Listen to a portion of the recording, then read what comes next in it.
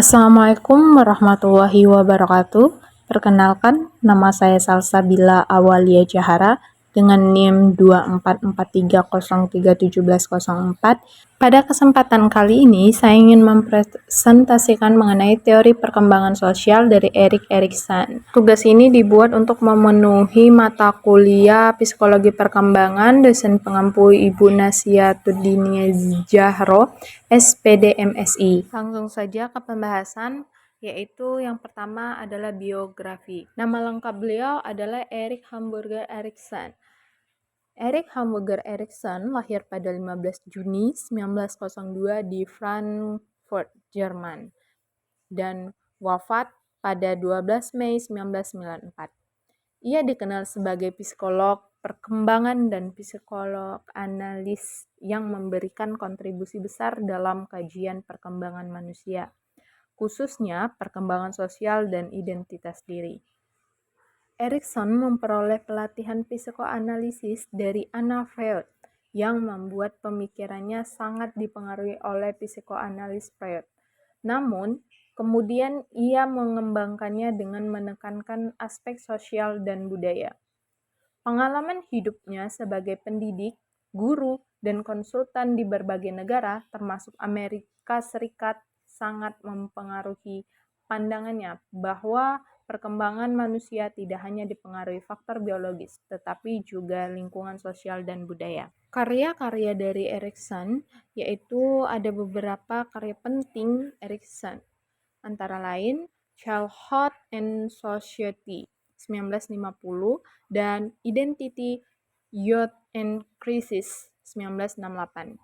Melalui karya-karya ini, Erikson memperkenalkan konsep perkembangan psikososial dan krisis identitas. Kontribusi terbesarnya adalah teori 8 tahap perkembangan psikososial yang menjelaskan bahwa setiap fase kehidupan manusia memiliki konflik atau krisis tertentu yang harus dihadapi dan diselesaikan untuk mencapai perkembangan kepribadian yang sehat. Teori perkembangan psikososial. Erikson mengemukakan bahwa perkembangan manusia berlangsung melalui 8 tahap psikososial yang mencakup seluruh rentang kehidupan, dari bayi hingga lanjut usia. Setiap tahap memiliki konflik utama yang harus diselesaikan individu melalui interaksi dengan lingkungan sosialnya. Keberhasilan menyelesaikan konflik akan menghasilkan kekuatan ego stretch, sedangkan kegagalan dapat berdampak pada masalah kepribadian di tahap berikutnya. Teori ini menekankan bahwa perkembangan tidak berhenti di masa kanak-kanak, tetapi terus berlangsung seumur hidup. Berikut adalah 8 tahapan perkembangan psikososial. Yang pertama, trust and mistrust. 0 sampai 1 tahun. Bayi belajar mempercayai lingkungan melalui pengasuhan yang konsisten. Yang kedua, autonomi vs shame and doubt. Dari umur 1 sampai 3 tahun, anak belajar mandiri, kegagalan dapat menimbulkan rasa malu. Yang ketiga yaitu initiative vs guilt. Dari umur 3 sampai 6 tahun, anak mulai berinisiatif dan mengeksplorasi peran sosial. Yang keempat, industri vs inferiority. Dari 6 sampai 12 tahun, anak belajar bekerja dan berprestasi. Kegagalan menimbulkan rasa rendah diri. Yang kelima yaitu identity vs role confusion dari umur 12 hingga 18 tahun. Remaja mencari jati diri dan identitas. Yang keenam yaitu intimasi vs isolasi, yaitu dewasa awal. Individu membangun hubungan dekat dan bermakna.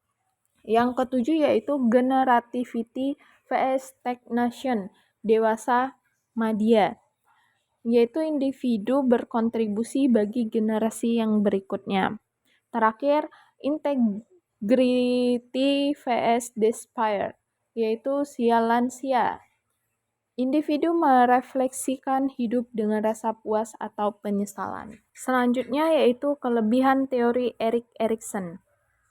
Teori Erikson bersifat universal karena mencakup seluruh tahap kehidupan manusia.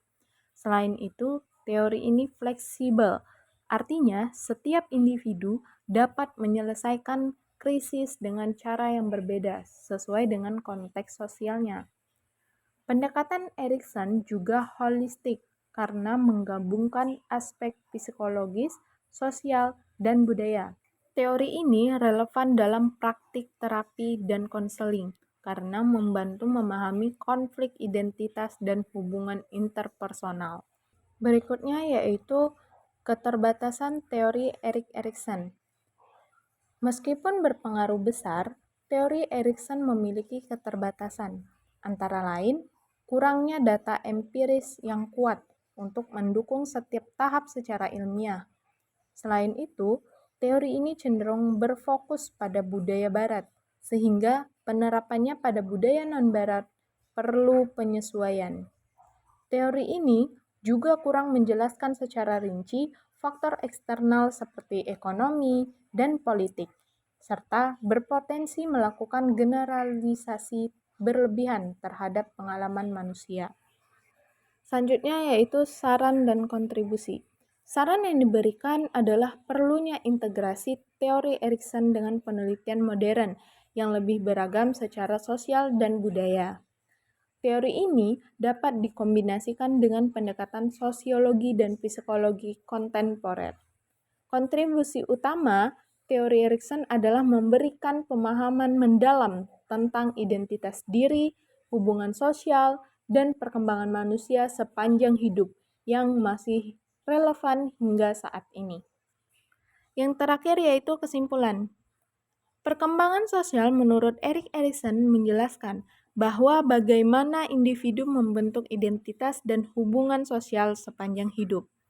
Erikson menyusun 8 tahap perkembangan psikososial, di mana setiap tahap memiliki krisis yang harus diatasi. Keberhasilan dalam setiap tahap akan membentuk kepribadian yang sehat, sedangkan kegagalan dapat mempengaruhi perkembangan selanjutnya. Teori ini menekankan peran lingkungan sosial, budaya, dan pengalaman dalam membangun identitas dan karakter individu. Ini adalah referensi yang saya gunakan. Saya ucapkan terima kasih, mohon maaf apabila ada kesalahan. Saya akhiri wabillahi taufiq walhidayah. Wassalamualaikum warahmatullahi wabarakatuh.